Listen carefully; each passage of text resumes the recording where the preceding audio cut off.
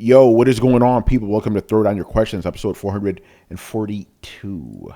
I'm your host, Tony Polanco, and tonight I'm joined by Carlos Romero, Yo, yo, yo. Adam Vale, Man, how you doing? How you doing? and Brett Murdoch. What up, people? All right, a little bit shorthanded this week. Chris is out. Manny may be here. I'm a little confused by him. He said he's out and about, but it's raining there. So I'm like, you're out and about in the rain? Guess. I guess he likes it, you know? Maybe it started raining while he was out. Yeah, maybe. That's true. So they're he like may show up. hiding, they're bunkering in somewhere to. Man, I got fucking soaked on the way back because I went to visit my mom today, and like as soon as I got to my train, my stop, the elevator opened. It was like, so I ran to the nearest supermarket. It took me 30 seconds to get inside. I was drenched, and then after fact, like, Tony, you should have just went back down the fucking elevator and stayed in the train station because this is a summer rain. You know those things don't last very long. Summer showers. Yeah, so I should have just went back down. But it's all good, no harm, no foul. Anyway, we are here to answer your questions, and saying this now, and I'll probably say it again. If you guys don't have any more questions for us in the chat, it's going to be a very short show because we only literally have 5 questions tonight.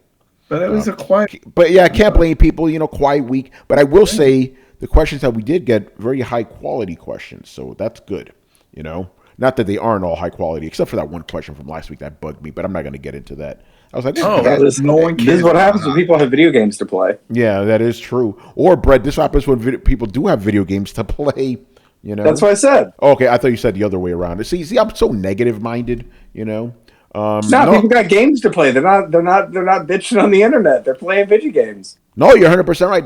That always happens on Throwdown, like consistently. Like when there are games to play, we'll get fewer people on, and fewer listens and fewer questions because people actually enjoying themselves. So it's a good thing, and it's a good thing for the gamers, bad thing for us. But it's all good. C. Iverson, what's going on, brother? Well, for you guys who don't know, that is my oldest nephew, chilling right now. Good stuff. I still remember playing Spider-Man 2 with this motherfucker when he was a baby and shit. Good stuff, man. Big motherfucker now, All right, people, let's get into it, man. Alpha Chuck starts us off with this question. And the second question is actually a kind of follow-up to it by Mr. Jolly Yellow Nerd, but we'll start with this one first. 2023 is turning out to be a fantastic year to be a gamer, with multiple Game of the Year contenders already released and multiple more to come by year's end.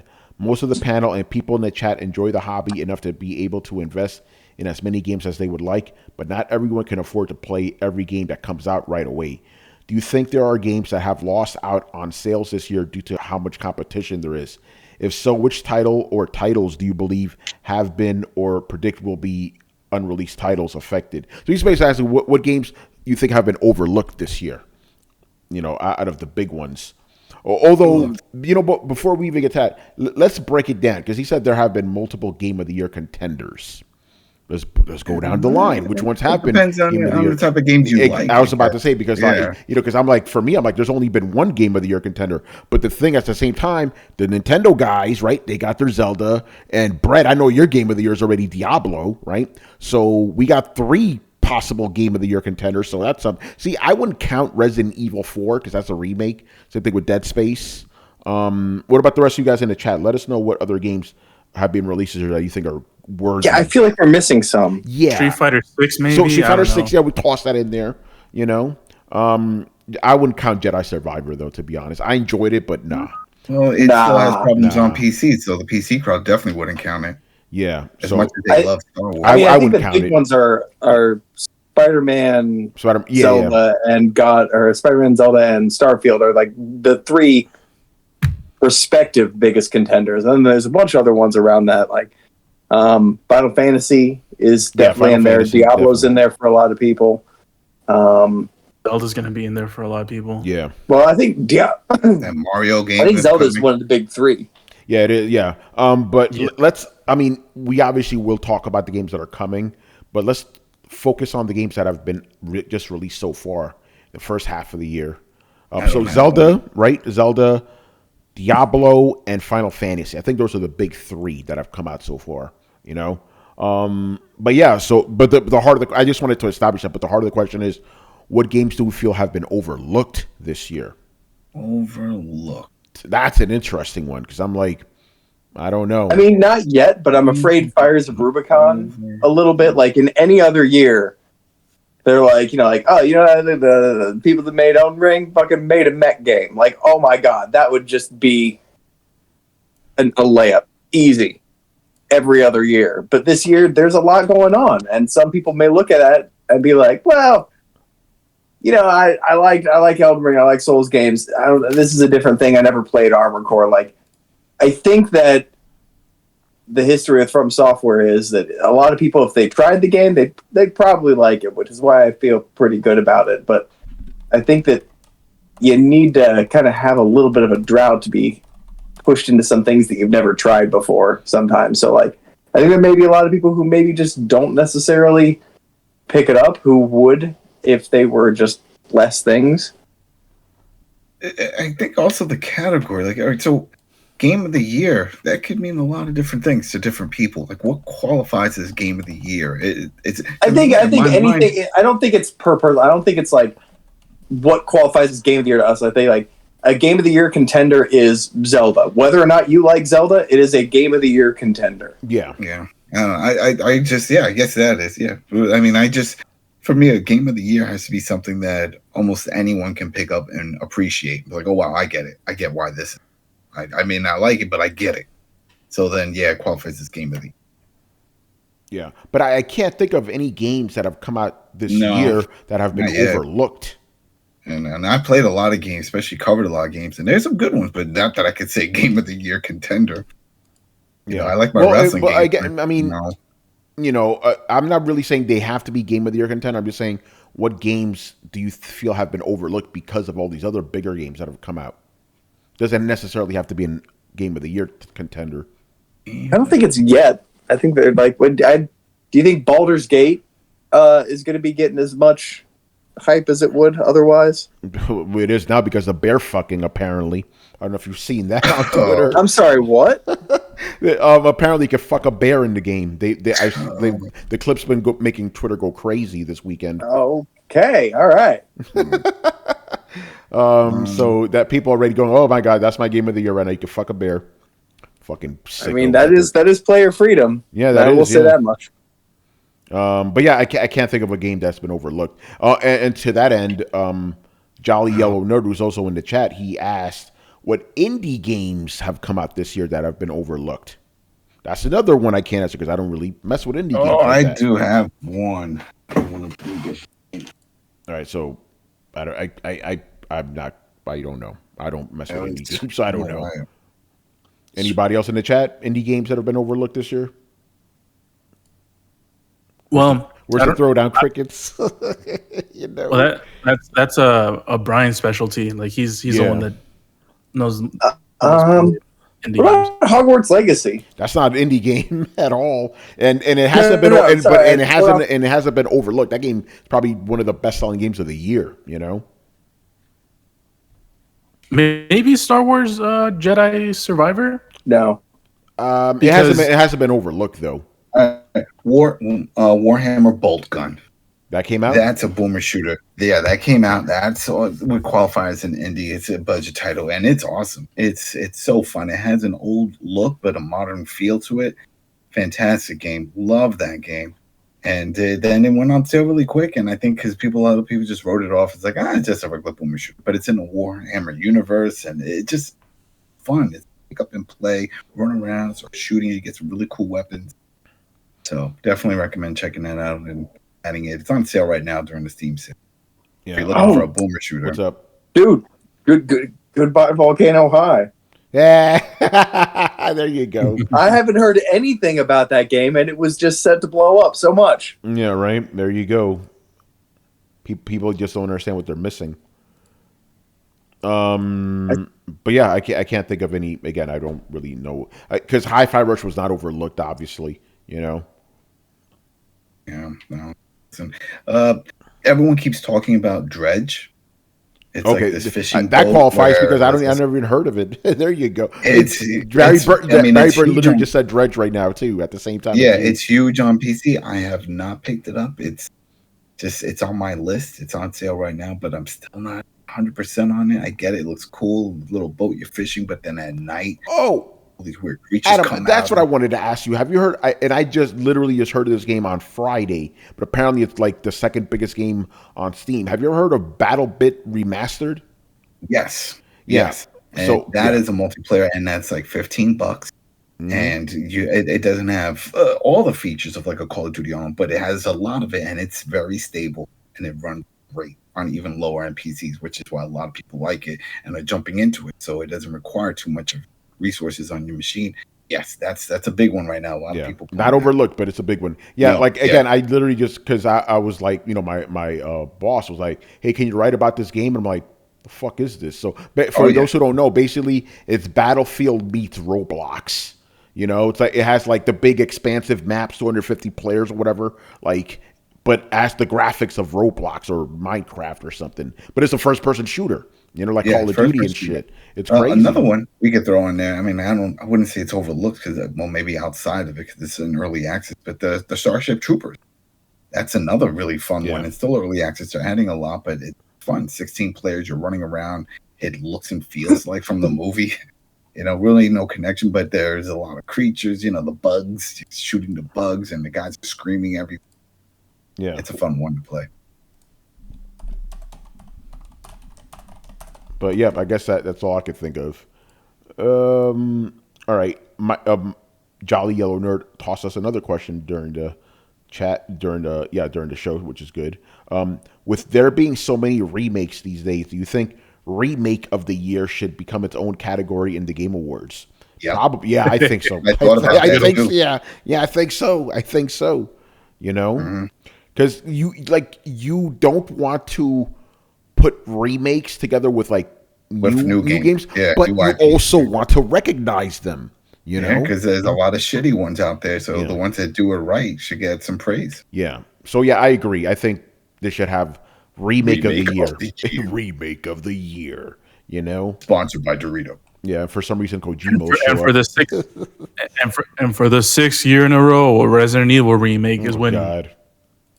Yeah, right. Yeah, because they keep dropping them. So yeah, I agree. We all agree, as a matter of fact. All right. Another one from Mr. Alpha Chuck here. Why do you believe it's so hard for certain franchises to get off the ground? Prime example, we have not had a quality Aliens game since Isolation in 2001. I think the game came out in 2011. Alien Fire. Did he play Fireteam? No, Fireteam was fun. I spent some time in that. But I don't know if he played now. He goes, it seems crazy that a franchise that would translate so well to games can rarely cash in. Alien Fireteam. Alien Isolation came out 2014. Let's be real here. Yeah, but that was different. But Fireteam came out recently, not within a few years, 2 or 3 years. Yeah. Dude, they just released an Alien game, Dark Descent. And then Dark Descent is a new one. I haven't played that one, but I spent a lot of time in Fireteam. And that's it's like Left 4 Dead, but with aliens in the alien universe. You're on the ship, and you got the same beep, beep, beep, beep, the sonar, and creatures are everywhere. Yeah. But I guess what the spirit of the question is why is it hard? I guess it seems like he's asking why are certain maybe movie franchises hard to make into games? Okay. Can I answer this as an Alien nerd? Sure. Okay, because it's not as easy as you'd think. Alien is this weird kind of balance of tension and action that games haven't really done a very good job of interacting with and then kind of living up to. Even Alien Isolation, it kind of grabbed the feeling of the third movie, arguably the worst of the trilogy, but it didn't give you that space marine power fantasy. And each one kind of does definitely give you a different vibe. The first one's kind of classic scary sci-fi horror. Third one's kind of more of a creature movie, and the second one is kind of an action horror movie. So I think when you're like, well, why can't you just pin down Alien? Well, which aliens? Which vibe are you looking for? So, and I think they've done kind of a good job, but it's tough because like, okay, so gamers are gonna get pissy if there's not 9 different kinds of aliens, and if you don't do certain gamification things to it, or if it's too hard or too easy or too this or too that, it's just difficult to get just right. And I think that a lot of people are kind of expecting just right, and I don't think that the license can be cheap. Otherwise, more people might be trying. But even outside of that, like, name me a video game that's not aliens that would fit well with aliens, other than maybe Dead Space. Yeah, that's a good point.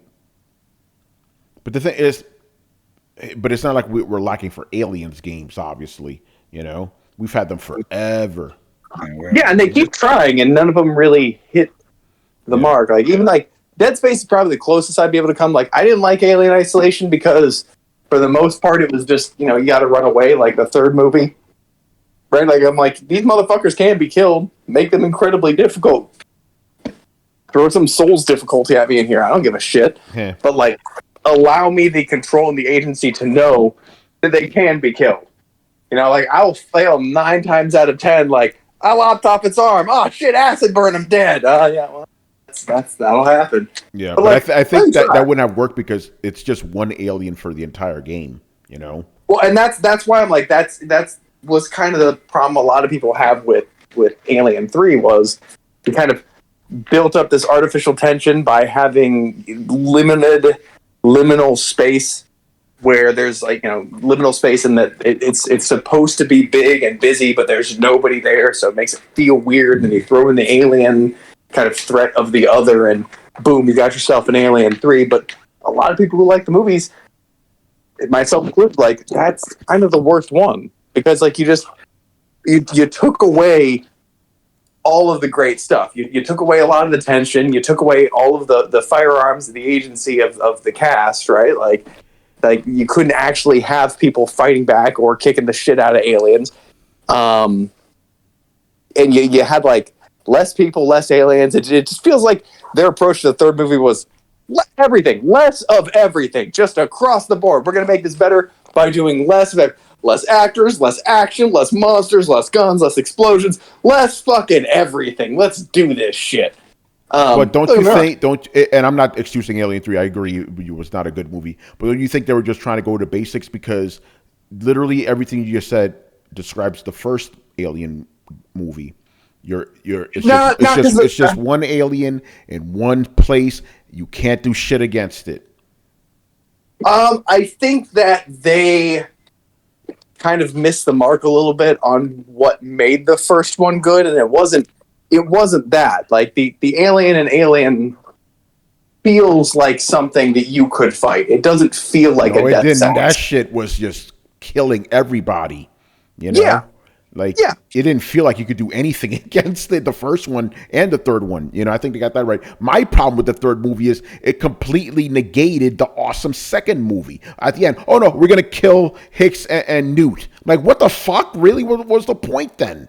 Yeah, that was very insulting to me. That pissed me. That intro alone killed the entire movie for me, But no, the first Alien, but you're right, Brett. They were trying to recapture the magic of the first movie. It's like you can't capture that again.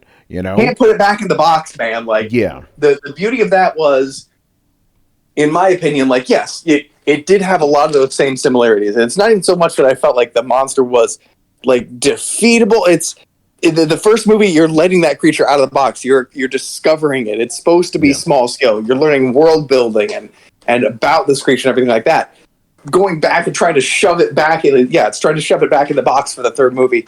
It didn't really work. It just felt like you put artificial limitators on it, or limiters on it. Yeah, after you get the second one, and again, just the fact that they completely erased the second one fucking annoys me. They didn't erase it, but you know what I'm saying. They erased the emotional impact of the second movie. Yeah. Which is really fucking bad, Yeah, because honestly, the third movie, like, it should have almost got, like, you can obviously, you look at Starship Troopers and you're like, I mean, it's pretty obvious to everybody this started as an alien movie, right? Like, it could be. I feel like that's kind of the direction that, like, obviously with like a little bit of a little bit more satire in it than I think that the Alien movies would have had. But I think that, the idea of like the Marines versus the bugs and everything like that, like, man, Alien, you were set to do some cool shit with that. You really were. That's why I'm really excited to try Dark Descent, man. Like, Dark Descent looks fucking awesome. Like, people can get their arms cut off and go fucking crazy and have panic attacks and like it's all kinds of crazy shit. And it actually feels like it does a good job of balancing, some slow kind of sounds like horror kind of vibes. Darkest Dungeons. Darkest Dungeon. Yeah. It kind of takes the Darkest Dungeon. It's like I can't go any and further. I'm like, all right, like I like that. I like in XCOM when like there are permanent lasting impacts you have to people, and throwing one of those as a psychological aspect of it. Like, yeah, absolutely. 100%. Like, how do you even? It's a tricky topic to broach, but like. The whole thing with Alien that makes it different from a lot of other stories is the whole, like, face hugger, forced breeding thing. And Geiger did that shit on purpose, 100% on purpose, because it makes people fucking uncomfortable. But, like, how do you have an alien anything without that? And that's one of the things I like about Dark Descent is, like, oh, yeah, no, if you, like, split off and you have a member of your crew not being covered by somebody else, they could just like fucking get captured and they're off to make a new family, bro. Like they're gone. Gone. You might find them again later. You don't want them anymore. Oh man. And then there's other franchise. I know the fucking RoboCop game that didn't do very well. It hasn't come out yet. Well, the new RoboCop game. I've heard bad things about it. So I guess it's like. I just read reviews or something. Like, where's this negativity coming from then? I don't know. Maybe from the trailer. But this team also did Terminator Resistance, and that was pretty good. In fact, I'm about to double. Yeah, I'm not gonna name any games, but I'm not gonna name any names. But there's someone that I know in the industry who went to like an event, and he was like, "Yo, this game sucks," and he was upset because he likes RoboCop. Yeah, that would be weird. That if they just screwed up like that. Like, but I would also Terminator is a first person also. Yeah, RoboCop is a first person. Yeah. But I also wouldn't be surprised, if they did screw it up. Because a lot of licensed games, generally crap. Let's just be honest. Not all of them, but a lot. But yeah. Well, they're made just because of the license for the most part. Not because someone had a good idea of a video game. Yeah, no, you're right about that. How can we capitalize on the name? Yeah. But then we have Spider-Man, which it's there's a reason why. There's a reason why Spider-Man and Batman succeeded because they weren't tied to a movie. Mm-hmm. One of the interesting ones is going to be the Avatar game. Yeah, well, we'll see because we had that other Avatar game. Remember that? That didn't do so well. Ubisoft put a lot of money. Remember, this is massive. They put a lot of money behind that first Avatar game too. People that do the Division. Yeah. Remember that? Remember we had James Cameron come on that stage, like, was it 15 years ago or whatever, And he talked for like 2 hours. This was during the 360 era too. It was like shit. Yeah. I think I saw that on G4. It's like, that's how long ago it was, No, not Avatar The Last Bender. Avatar, Although that's getting another remake with like Asian people now, Star Wars Outlaws looks phenomenal. We'll see about that, Star Wars, they've made some good games, also some bad ones as well. We need a good Predator game. Yeah, Hunting Grounds was all right, but not all that, because they were trying to be like fucking what's the name of that game? Dead by Daylight. Oh yeah, well yeah, there was that other one. Man, it didn't last long, but it started that whole trend. Remember, the creature got stronger and bigger as time went on. Yeah. Evolve. Yeah. It's funny how like Evolve bombed, but then like Dead by Daylight, Friday the 13th took off. Mm-hmm. It's the same concept. It is. It's interesting. All right, and unless you guys have any more questions for us tonight, this will be the last question of the night. This show is based on what you guys give us, man. But yeah. Anyway, Jay Shep in the house. This question is for Brett and anyone else who plans on playing Starfield. Whenever I play these type of games, Elder Scrolls, Fallout, I tend to deep dive into the game, attempting to complete every side quest before finishing the main story. Because of this, it takes me too long to finish these games. I end up getting distracted by a different game, and I come back only to feel lost and inevitably restart the game and continuing this vicious cycle. Brett, how do you avoid this?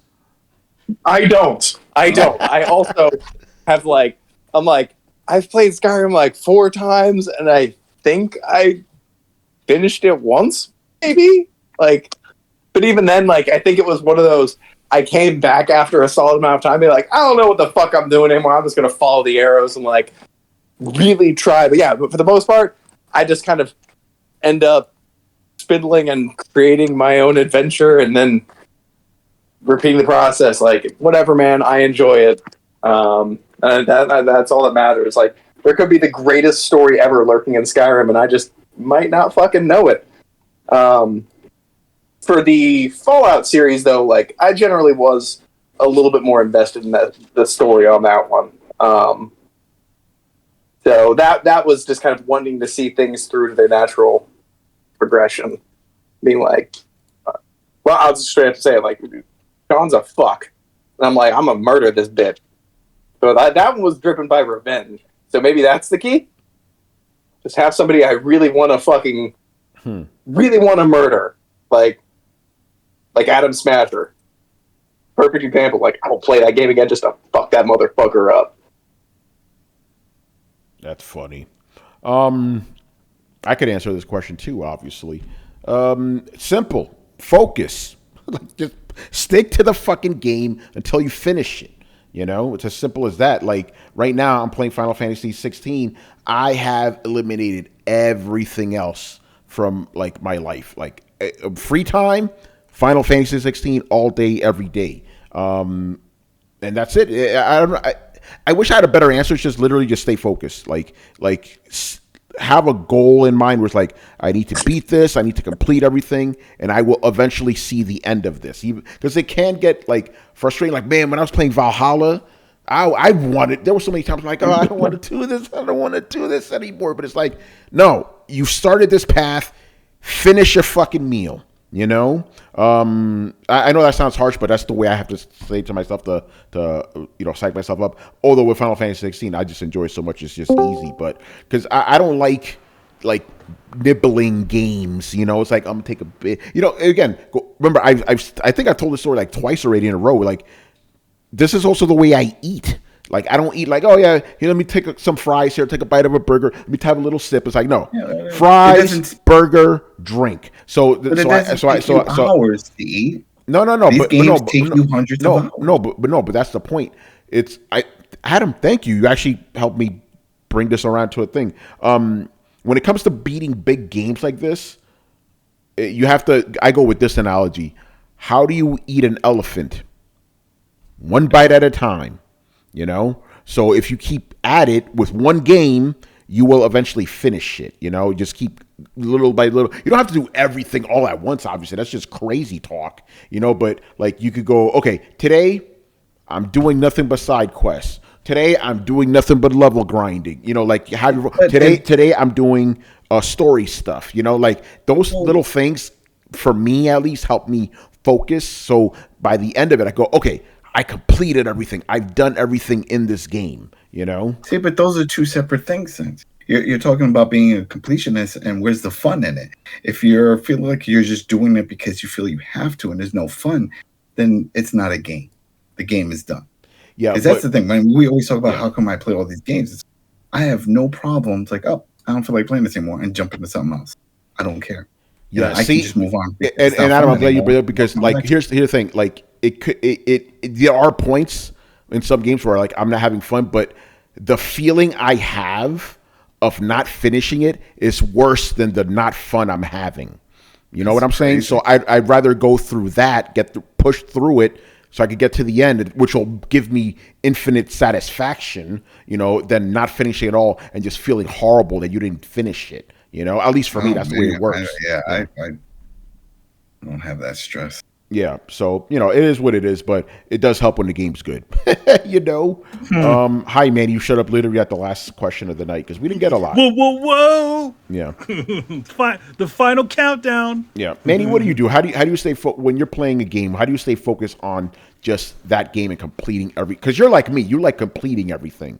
So how do you stick with it? Because the question J Shep is asking is like he likes playing games like Elder Scrolls and Fallout, but he gets kind of distracted. Then he goes on to play another game. Then when he comes back to the Fallout game or whatever, he has to start over again because he can't get back into it. It's difficult. Usually for me, at least for when it comes to a game, I'm usually just playing one. And if I am playing two at a time, they're usually games that are sort of I would say they was sort of like they're a little bit they're a little bit different from each other, so they sort of fit together. So like a big game with a small game. So like I think at one point I was playing like Journey, and I think an Uncharted game came out at the same time. For you, I remember you're like, it's hard for you to sort of split your head up. But I just like if I can work a smaller game in and still do it, but I like to work in two massively huge games like those two, right on top. You can't do that. So that's at least what but in general, when I play, it's usually the game that I'm playing is the thing that I'm playing. That is just it. Yep. That's how I might sneak a little smaller title in there, just here and there. But yeah, for the most part, it is just about that game. But I mean, it sort of comes from also like I've always sort of been that way, where it's like, and then also I don't play so many. I don't have a lot of interest in multiple types of titles. I sort of like the ones that sort of interest me, and they sort of come sort of few and far between. So in other words, I don't need to feel that sort of like, I gotta get to, I don't feel that. Just the sprint to get to the next one. Yeah. Because I also don't like feel the FOMO that other people feel when it comes to hearing about a title when all the internet is all just talking about one game. That doesn't really affect me. It's like, all right, whatever. Everybody's talking about Cyberpunk. I'm not interested in that. Everybody's talking about Starfield or Elder Scrolls. I don't really care about that. Elden Ring, that was the one for me. I was like, all right, whatever. Yeah. Yeah, I like like for Elden Ring, it's like it looks very cool, but it's also like again, it's like here we go again, another medieval game. I just really don't. You have to it just seems like everybody is doing those sorts of games, so I'm just like, whatever. I don't need to play it. And then not to mention, I can see myself getting into the minutia of that game, like in other words, exploring all over the place and just not having any sort of focus. I'm also not a big fan of open world games either. So, yeah, GZDR goes, how do you do that? I guess for the panel here, or for me, because I was talking at that point, how do you do that with The Witcher? I haven't played The Witcher, but it's the same basic thing, right? I open up the map and I see a bunch of check marks on it, like side missions. I tend to go from north to south, clear the entire map, right? And then when I've done that, do the next mission, because usually the next mission will open up even more side quests. But I tend to not move on with the story until I've completed every side quest. Again, I'm like, if I bought this game, why am I going to skip content? I know some people, obviously it's your game, do what you want to do with it. I'm just talking about for myself. I'm like, why am I going to skip content? Why am I buying this game because it's skipping content? It makes no fucking sense to me, I usually try to finish off as many of the things that I can in a section of the area of the game that I'm in, and it bugs me sometimes later when I accidentally miss something, and then I have to come back. But it's even worse when you miss something and you can't come back. Yeah. The other one thing I also, and that's different than Tony, I do a one and done play. I don't go back. Like Tony will be like, oh, I've at the end game I've decided to go do, or later on after the credits roll, I went back and did all the missions. For me, I did all the missions before I even hit the game. Hit the credits. Some of them, like there's like when I know the side missions are inconsequential, I'll be like, okay, I'll leave them off. But I try to do all the main ones. You know, I haven't done that with Final Fantasy 16. I'm doing every single mission. Like right now, I literally just have the final mission to do, but a bunch of side quests pop up. I'm like, okay, got to finish off all these guys first. I know I could do them after the fact now, but it's like, no, I want to get them done. You know. The one good thing I like about like doing everything like along the way, you know, as you get to those new places, you do all the missions and things like that, is that you end up being way better off by doing them than you were not but than you were than just skipping them. A lot of times they'll have extra items and all kinds of other different things that you're like, oh shit, look at this! I just got this thing. Just made my other part of this game a lot easier. Yeah, although I will say with Final Fantasy 16, I'm annoyed that you could only get one. This normally doesn't bother me, but it bothers me because this game's so fucking long. There's one trophy you could only get when you do a second playthrough. I'm like I didn't mind that with Miles Morales because the game's 3 hours long, but it's like, this is an 80-hour game, guys. What the fuck are we doing here? You know, I'm not playing this shit again. You know, so it's a new game plus. Yeah, it's a new game plus. Like the trophy is to complete new game plus. You know, well, I mean, to be honest, you could just, you know, you don't need to do everything in New Game Plus. Yeah, man, this is me, man. I know. This is me. I have to, you know. For me, when I did Miles Morales, by the way, Miles Morales was the most annoying. I hated being, you know, hated doing that because they locked a bunch of the other stuff that was behind it too. Like, you know, additional moves and all kinds of other things behind the New Game Plus. I'm like, oh, come on, man. Yeah, you had to, yeah. That one, I think I did just go through it, you know, but it's short, so I don't care, you know, but it was something so big. It's not a super long game. It's like a 6-hour game or less. Yeah, no, it's like literally, if you just play through the main story, it's 2.5 hours. There you go. Yeah, so it's nothing, but like an 80-hour game, Final Fantasy, you know. And again, I know I could skip those side quests, but they're really good. Like, especially at the end, they get really, really good. But yeah, so I'll probably not get the platinum in that, but I'm definitely going to finish off all the content in it, you know. But yeah, again, just, you know, yeah, how do you eat an elephant? One bite at a time. That's how you get through these games. But you got to stay focused. Don't play other games. Stick to one game, you know. Or if you do decide to do other games, you know, like try to set it up to a point where it's like it's not a game that is going to interrupt the, you know, what the other thing is. Again, smaller titles, like some people could, like myself, can do smaller titles in there. Like if you're playing big massive game and then you like throw in, hey, look, I really wanted to play this indie game or this smaller AAA game. Yeah, you put those in there if you want to sort of, you know, break up the monotony. But yeah, at least that's what I do. Yeah. All right. Thank you, Logic Wins, for the question. We'll keep the show going. All right. Assuming the rumored PS5 Pro releases this year, what features would it need to have for you to consider upgrading from your original PS5? Actual 4K 60 frames a second? You know, that would be good. Like, in other words, actually being able to pull off a full ray tracing suite with 60 frames per second and all the good stuff, like not having to upscale the stuff, like you're running it, you know, like pure on.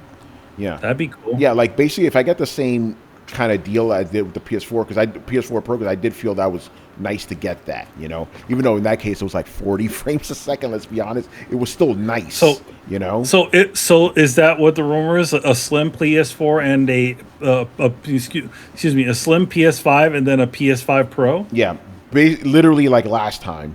Because that's what happened last time too. Last time we got the PS4 Slim and the PS4 Pro in the same year. Well, I mean, here's the thing. Like, if it ends up coming out, I mean, maybe my first PlayStation will be a PlayStation 5 Pro. Yeah, that'd be good. You know, I think the PS5 Slim is it's a stronger rumor than the PS5 Pro. Mm-hmm. But that has been the rumor. Like we all know that PS5 Slim is coming. You know, but I think for you, I think it'll be, because you didn't buy the Pro because you had the regular PS4, but it would actually make more sense for you to get the PS5 Pro. You know. Yeah. But yeah, that's what I would like. Don't make me choose between performance and fucking fidelity. Give me both. You know. If if that's in the cards of coming for Spider-Man, the release of Spider-Man. That'd be cool. Yeah. What about the rest of you guys? Would you be willing to get a PS5 Pro? It's got to be the features, and it's got to be smaller. Yeah. So what would it be? What would it need for you, Adam, to make you go in there? Don't say that Rumble shit. What Rumble shit? I don't know. It's gotta vibrate. It's a different thing. Like he's wanting the suit. The suit is not coming with the suit. Yeah, that's not coming with the suit. Yeah, that's a whole other thing. But no, it's got to be smaller. Maybe a little more modular when it comes to adding memory and doing those type of things. A few more slots. And feature wise, it has a lot of features. Oh, and fix the UI. Give us something similar to the PS4, or at least give me the option to switch. Like that's, I don't understand why both of them don't let you do that. The Xbox and this one, you already have all these other themes for the layout. Just have us an option to switch. Oh, you want classic view? Boom, there you go. You want this? You want that? And we know it's possible because modders do it on their console. So it is possible to do it. Why can't we get this on the legit version? Yeah. Carlos, what about you, man? Would you upgrade? I'm like you. It depends on what type of features it comes with. Obviously, you mentioned the whole thing with better performance, better storage. Smaller package. I mean, if you remember when the PlayStation 4 came out, it was its size, and then the PS4 Pro came out, and it was like a double-decker version of it. That's right. If this is a double-decker version of the PS5, fuck no. No way in hell I'm gonna buy that shit. Because the PS5 is already fucking huge. You know what? I didn't think about that. You're right. If it's bigger, let's just say, again, I want the performance gains, right? But if it's a bigger PS5, then no. Then fuck no. Not worth it. I'm willing to say if it's the same size PS5, I might not even get it. Yeah. It's like this shit already takes up half my apartment. It's like, come on now, you know? Yep. So, yeah, those are the things that I'll consider when... So, Carlos, would you say, in this case, size matters? Size definitely matters in this scenario. Oh, man. And, you know, I don't think if I'm a betting man, I would say the Slim comes out this year and the Pro comes out next year. Just because I feel like it's smarter to do that. You don't want to sort of cannibalize your one. Yeah. Even though they did it last time though.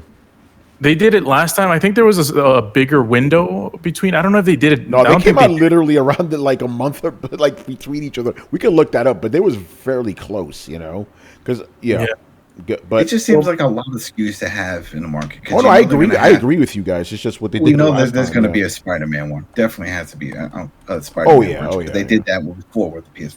So if you have that SKU, what is that? Is that going to be the Pro, PS5 Pro, or is that just going to be a PS5 Slim, or is that going to be plates that you can get for your PS5? You know how you got your black plates.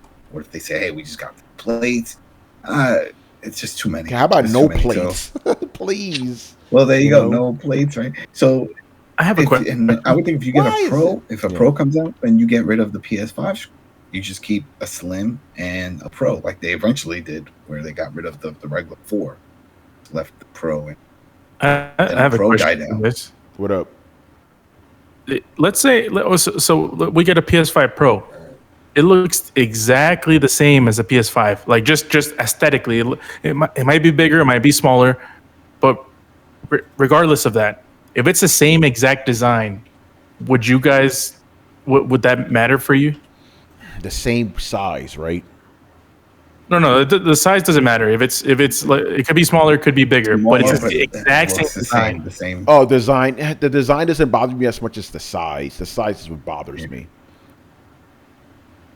By the way, Carlos just read it here. So the PS5 Slim, the PS4 Slim and the PS4 Pro both came out on September 7th, 2016. So they came out literally the same day. Crazy, right? Yeah. So the precedence is there.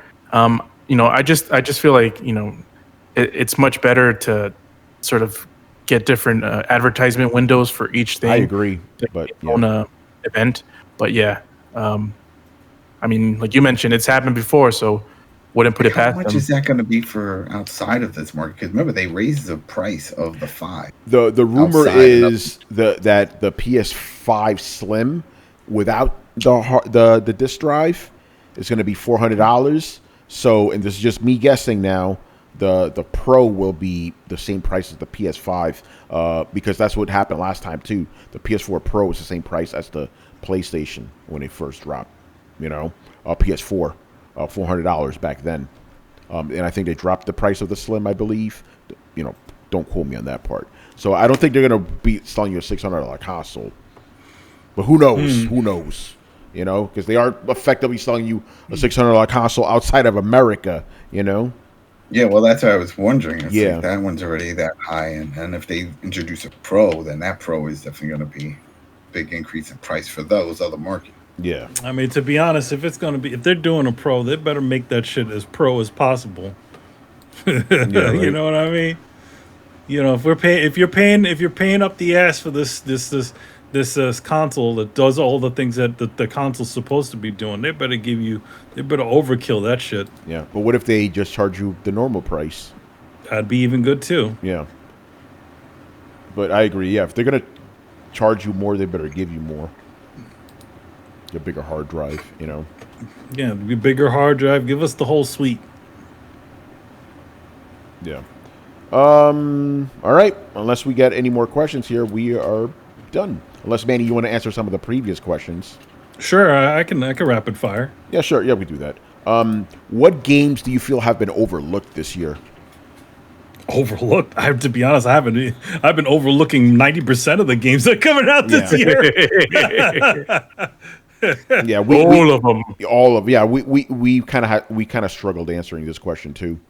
I can't really tell you what games have been overlooked. I can tell you what games some people have been talking about, but I really don't. I can most definitely say I'm not the person to ask for that sort of information. Yeah.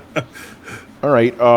Do you feel that there should be a remake of the year category for Game of the Year for the Jeff Keighley Awards? So a remake category? We basically said yes because, you don't want to lump in remakes with the other real games, but at the same time, you want to recognize good ones. Yeah, you know what? I agree. Yeah. Because I feel like it seems like it feels kind of silly that a remake of a game can win Game of the Year. Yeah. But then again, remake movies win Academy Awards years later. A Star Is Born has won multiple awards in different eras when it was remade multiple times. So, I don't know. It depends. But I would say ideally I would want there to be a best remake category. Especially when these big companies, these companies start going through their catalog and start doing remakes of all their old titles. So, yeah. Yeah. Ooh, thank you. We got another question, but we could wrap this one too. Why is it so hard for certain franchises like Aliens to succeed as games? Oh, it's because they're trying to do too much. In other words, you have a game you have Alien Isolation, which I did that didn't do so well. It did very well. Actually, by the way, that was actually an example. That's the example the guy used. You get this awesome game like Alien Isolation, and then you have Colonial Marines. Well, the thing about it, here's the thing: Alien Isolation was doing what an Alien game should do. Yeah. In other words. What was Colonial Marines? What they were obviously trying to do, Aliens, the game, right? Yeah. But the thing about it is that they didn't even catch that. In other words, you have these essentially, I guess, licensed games, and they're just totally missing the mark of what the title should be, So I feel like why hasn't Aliens gotten a break? It's because they haven't been doing Aliens the right way. They've only done Aliens a few times. Well, what was it, Alien versus Predator? I remember the old years ago they did that, and that had a pretty good, like I think it was for PlayStation or Nintendo or something like that, and that got a lot of raves on it. Yeah, this is something I should have said when we answered the question before. One of the reasons a lot of these games have failed in the past is because they tried to shoehorn a specific franchise into a game genre it didn't belong to. You know? Yeah, exactly. Yeah, exactly. That is exactly it. Where it's like, hey, look, we're gonna make a RPG an RPG out of Aliens. Really? Yeah. What in Aliens did that Aliens say that? It's gonna be a horror game. It's not going to be an RPG game. Although that new one is an RPG, isn't it, Brett? No, it's what do they call it? It's not an RPG. It's a strategy game. I can see that. Yeah. I can see that working in the world of Aliens. Kind of like the way they did with Dune, where they made it into a strategy game. I mean, I can see that sort of working. Yeah. But there's definitely the horror aspect of that game it's not going to be a horror game. You know what I mean? It's not scary. Yeah. Again, going back to the Batman Arkham games, like the reason that game worked is because the developer said, okay, what does Batman do? What mechanics do we need to facilitate that? Because in the old days, it's just, hey, here's an action game. Let's put Batman in it. This one is like, okay, what does Batman do? Okay, he fights. He's stealthy. He does detective shit. He scares people. What do we do? You know, and they and how do we do that? Yeah, that's how it works. And I'm guessing that's what the Spider-Man guys did too. Okay, what does Spider-Man do? How do we make a game around that? You know, and then to be honest, they already had the template. You know, they already had a template that already did it well. So now, how can we improve on that and also bring in that sort of fidelity of those sorts of Arkham games? Yeah, even though Arkham. If you think about it, that Spider-Man game was literally, hey, let's make an open world. Here's an open world game with Spider-Man in it. You know? Yeah, it's pretty much it's pretty much an open. It's let's make an open world game, but with Spider-Man in it. But the thing about it, it did the thing that you wanted to do since the beginning as a Spider-Man, swinging around through the city. That's a real getting that aspect right. That is like the most the one of the biggest things of that game, and then essentially just.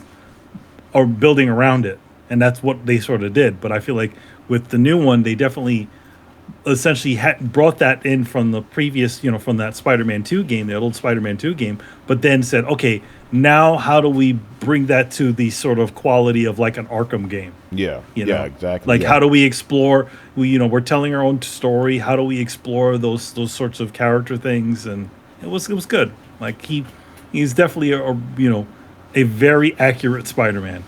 Yeah, more than the movies, I would say. Yeah, more than the movies, because they have control over him. They don't need some actor saying, "I need to take my mask off." Good stuff. All right, we actually got another question here from Mr. C. Iverson. Are any of you guys excited for Warhammer Space Marines?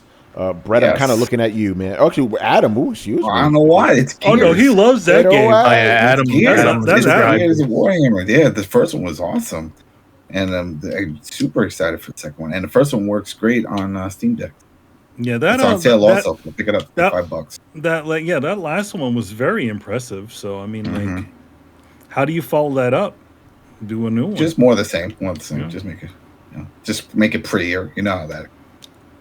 Yeah, like I feel like in general there's a lot of sleeping on the Warhammer games, but I feel like whenever I look at them, like these new ones, like I'm like, oh well, like where have you been? Where is this coming from?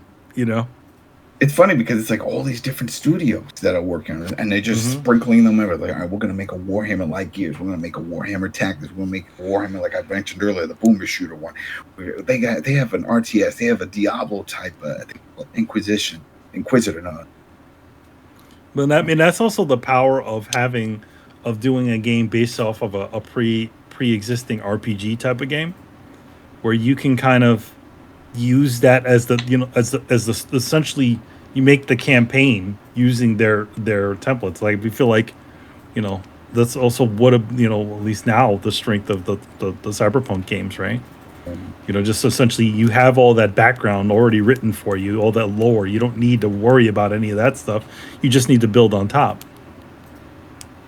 So But I mean, I'm sort of glad that Warhammer isn't gotten, in all of the games that they have, been able to, do based on them. They haven't really had a bad record of video game adaptations. Even Vermintide, that's their Left 4 Dead version, and a lot of people seem to like those. Yeah. Not really for me. I'm not really excited for it, but I'm happy to see that those games are coming. Because I feel like out of a lot of those sorts of pen and paper RPG type of games, that game is probably one of the ones that it definitely is the most game-ish. So you have Space Marines. You have Space Marines fighting orcs and like werewolves. Like okay, yeah, why not, right? Yeah. Mighty Nerd, have any of you upgraded your PS5? If so, by how many terabytes? Oh man, you're crazy.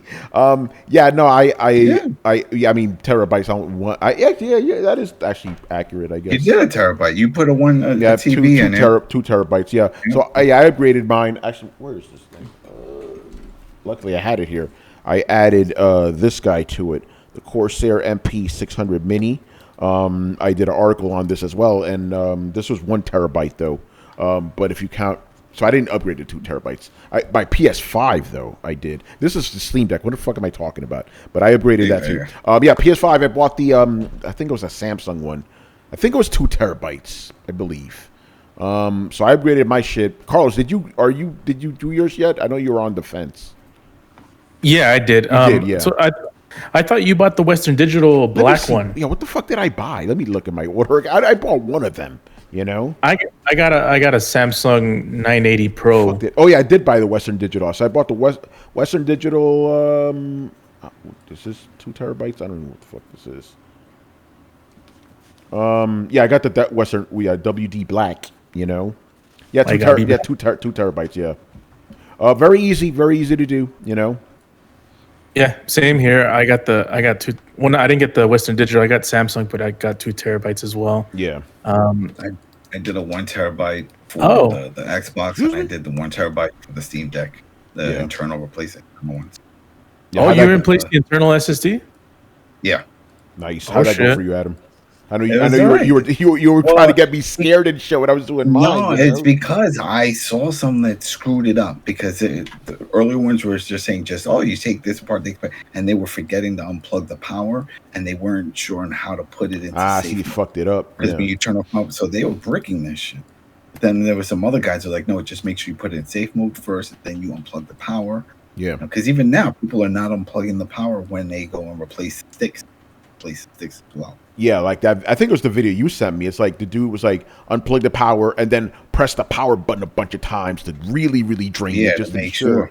Make sure, because if not, shit's there. So yeah, but that was it. It wasn't too bad. I just hope that the next version, when they do make another one, it makes it a little easier to get to, or makes it part of like a feature. It's like, hey, this is what you want to do. Just take the cap off, plop it in, if you want to do that. If not, then whatever. But like for the Rogue Ally, I saw a guy do that one for the internal, and that was simple to tell. They purposely did that. Yeah, you just take the back case off, and there it is, right there. Just unscrew the screw there, boop, boop, boop, put your new SSD, put the other one, and then just load the software back. Man, with Steam Deck 2, I'm there day one with that shit, man. I want to keep supporting this shit. But PlayStation 5, very easy to upgrade, The only tricky part is just getting the faceplate off, That thing sucked. All right, now we're really done, man. Thank you for the extra questions, guys. I have a quick question. Why is it Adam? I have a question for you. Uh-oh. Yo. I went to D-Brand the other day, I checked the kill switch. I got that. No, not the kill switch. I might ask about the kill switch, but another time. I did see a skin that's just pure white for the Steam Deck, and it looked good. Have you ever considered getting that one? I have the one that looks like the internal goodies. I like that one. It's like as if you could see right through it, as if it's transparent. That's one. But they have a lot of cool ones. They have one that looks like Zelda. The new Zelda skin for the controller. They also Switch. They've done some of those. I mean, there's a lot of cool ones. There was one that looks like the Game Boy, the 1989 first one. So if you want that boy look, you can put that skin on. I had no issues with the skin so far. It's pretty good, and I have it within the kill switch. It has a little modular port in the back. Wait, so you did get the kill switch? I thought you got another one. I have a kill switch, and then I had a few different cases, but the kill switch is the one that I primarily use because it also has a kickstand part, and got a little adapter piece. That way, I can still fit it within the case on my official Steam Deck dock. There was a little issue because the plug for the dock doesn't go all the way. It's not long enough, so they actually D-Brand created a little piece that you would snap it in, so that way then the USB-C. That way.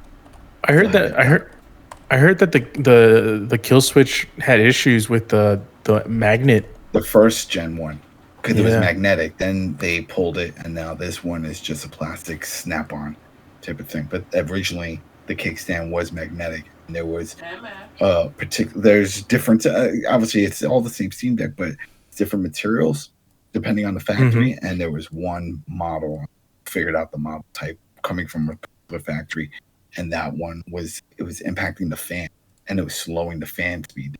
People were noticing that once they had it dark, on the kickstand propped up, everything was acting weird. It was slowing down. It was making weird noises, and then that's when they found out it was messing with the fan. It was pulling on it. So they pulled those out, and now it's just a plastic piece, and you just twist in one of the twisting lines. Yeah. Got another question from Mr. Logic Wins. This is good.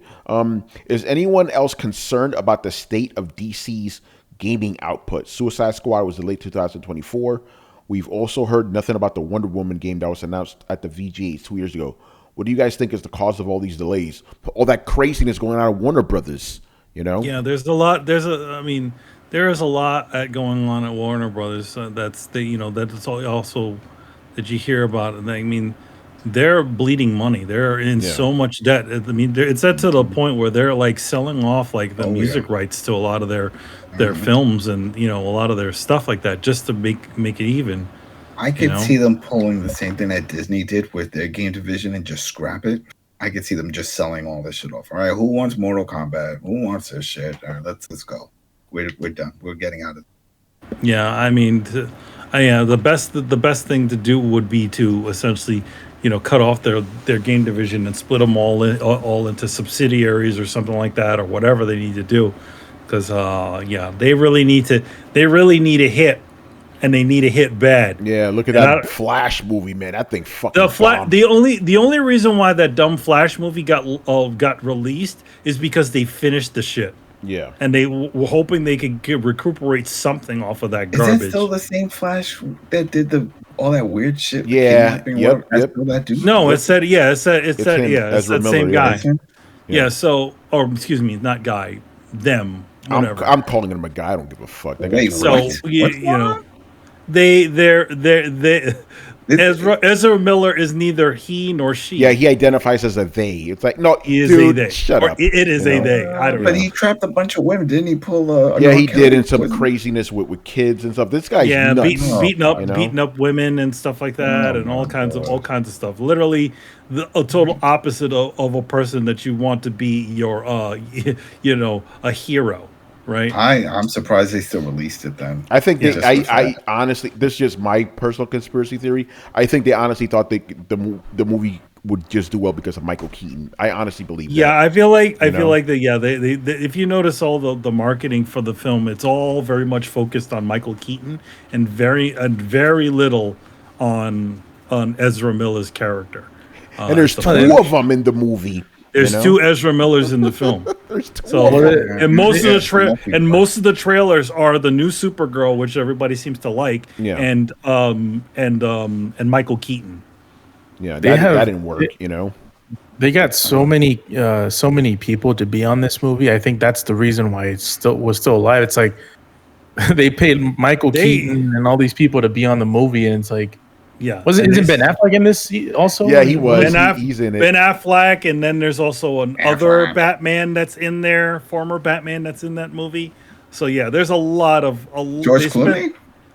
I'm not saying whether it is or isn't, but I almost answered. But anyway, the actor who plays Zod.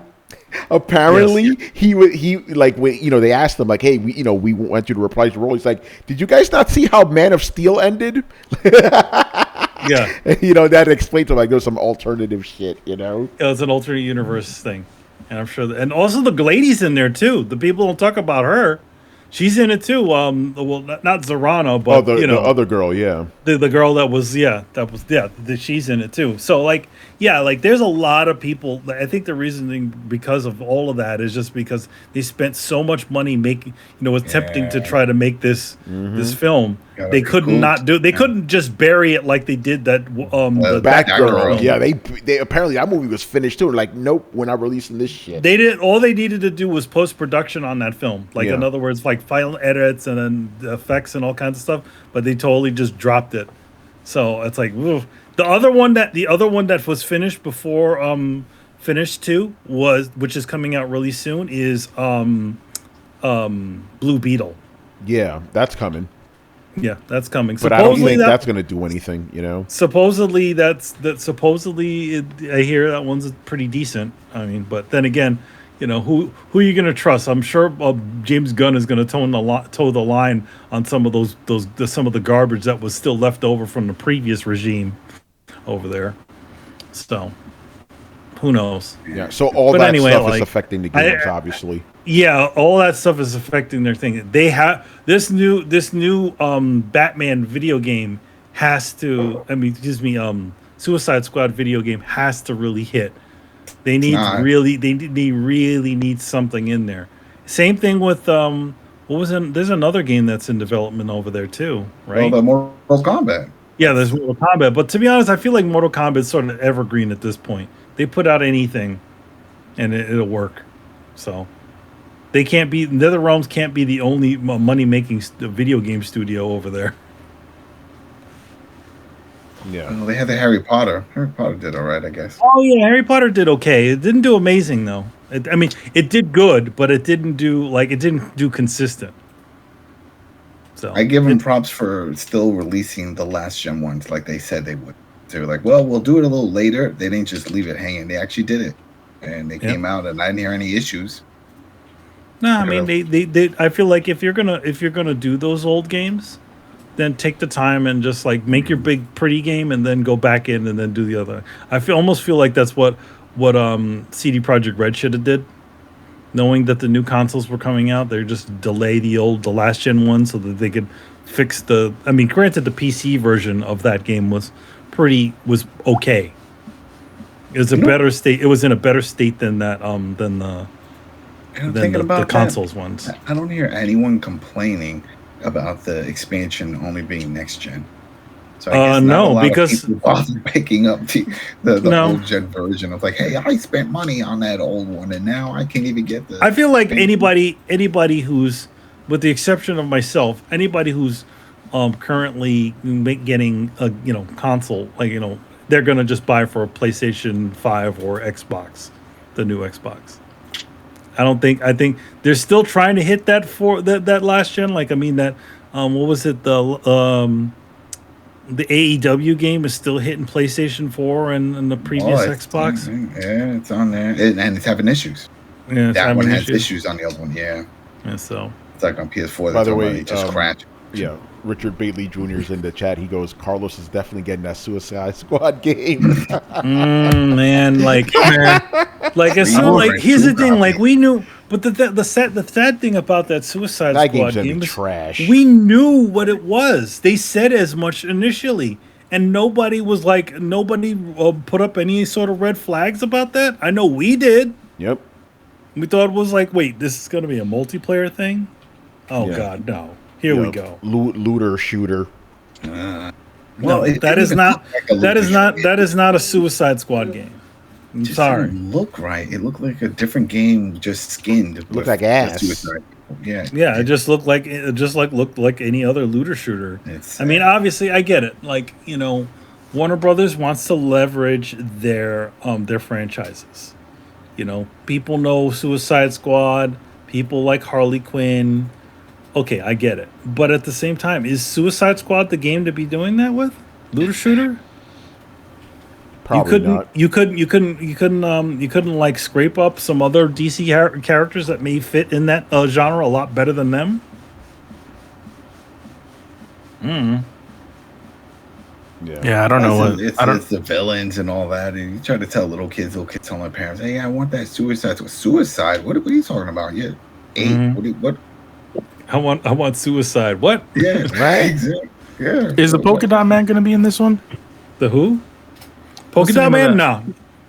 Because maybe he could be a shark guy. I mean, he'll probably be a side character, but all the characters in there are actual action characters. If you notice, Peacemaker. Yeah, it's like I don't think Peacemaker's in it, but like Captain Boomerang, the Shark, obviously Harley Quinn, and then what's his face? Deadshot, or is it the other one? I can't remember. Killshot. Is it? I know it's dead. It could be Deadshot that's in there, and which a lot of people are somewhat confused because wasn't Deadshot a different? No. Like they made him match the Will Smith / Idris Elba type characters, as opposed because before in Arkham games, Deadshot actually looked very different. He looked like he does in the comics. He looks like the comic version of himself. But But yeah, that's what's going on with WB right now. Yeah, I don't know. I mean, like it's disappointing. I mean, well, we're way off. Remember years ago when we heard that they were working on a Turtles game? Remember that whole thing? And that my guess is that might have been part of. I wonder if that was like NetherRealms trying to pull that together, because they did manage to pull Ninja Turtles into. Yeah, and I think that's why people thought they were like, "Oh, look, they got it. They're going to be making all kinds of." It never happened. If anything, out of anybody who's doing a Turtles game, it's going to be somebody, connected to Paramount. Right now, the Tribute, is doing the Shredder one. Now we get that new DLC expansion. Yeah, well, they put Usagi, which is interesting because that's a different franchise they need to get in contact with. For? Yeah, so Stan Sakai, like he's not. Even though Usagi Yojimbo has appeared in Ninja Turtles, he is not officially a Ninja Turtles character. So whenever and I know this from experience because I worked on a Ninja Turtle show. In order for you to get Usagi into a game, you have to talk to him specifically in order to get it there. But obviously, since he had that connection with Peter Laird and Kevin Eastman, they're just like, all right, we'll just put them in. And he's always been pretty cool with it. So yeah. Cool. All right. I think we are actually done here. Good stuff. Let's plug some I'm Negan. Yeah, we got the new episode of I'm Negan that's out for episode 4. Everyone gets a prize, or everyone wins a prize, I should say. It's episode 4, and Dead City. And if you're interested, that's what we're covering. So you can find it on iTunes, YouTube, Spotify, and of course the Coalition proper itself, Rich Billy Jr. and Carlos Romero. So yeah. Good fun to watch. It's a funny show. What the other stuff once come. All right, man. Make sure you follow Throwdown on Twitch and Twitter. Join the Discord where the conversations and the rumors are always popping. You can also find us on any podcast app by searching for Throwdown Show. That's 2 words, Throwdown Show. Visit throwdownshow.com to listen to past episodes. And if you're watching us on YouTube and enjoyed our videos, make sure you hit like, subscribe, and hit the bell to be notified of when our premieres go live. Links to everything down below. Once again, I was your host, Tony Polanco, and tonight I was joined by Emilio Lopez. See you next time. Carlos Romero. Peace out. Adam Vale. Have a good week, everybody. And Brett Murdoch. Deuces, everybody. Deuces. real quick shout out to Mr. Logic Wins. He goes, great show, guys. Appreciate y'all going out of your way each week to answer our questions. That's what we're here for, brother. You already know, man. So no problem, man. Yeah. So we will. Shout out to you, man. Yeah, we are definitely. Shout out to all you guys, man. Throwdown crew, man. So yeah, we will be back with more questions next Sunday. And before that, we have a new episode of the regular Throwdown Show on Thursdays. So we'll see you then, guys. Later. Later, guys. Peace.